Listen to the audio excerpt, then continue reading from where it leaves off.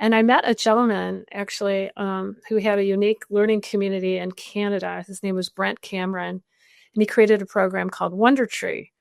And when I heard about it, I said, I got to check this out. Now, I'd been out of education for 10, 12 years. I'm living in California, and his program's in Vancouver, British Columbia. So I called him up and I said, I really want to know what you're doing. Because by this time I'm thinking people would do better if they know better, but the systems are off and I can't quite figure it out. Maybe it's something about how education could be if people could really become who they're designed to be early on. And I heard about Wonder Tree.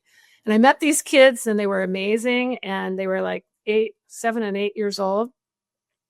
And Brent said, I'd love for you to move here and, help me build more Wonder Trees. I said, well, I'm not ready to do that yet, but let's find a way to play.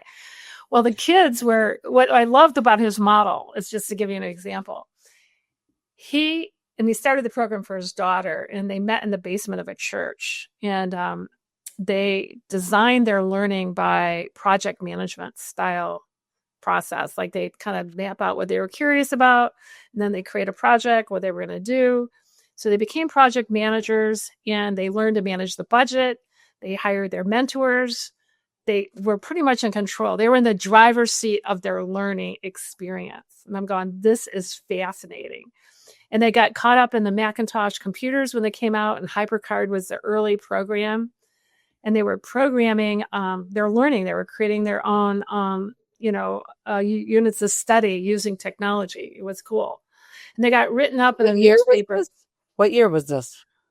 This is probably 92, 93. Okay. And so wow.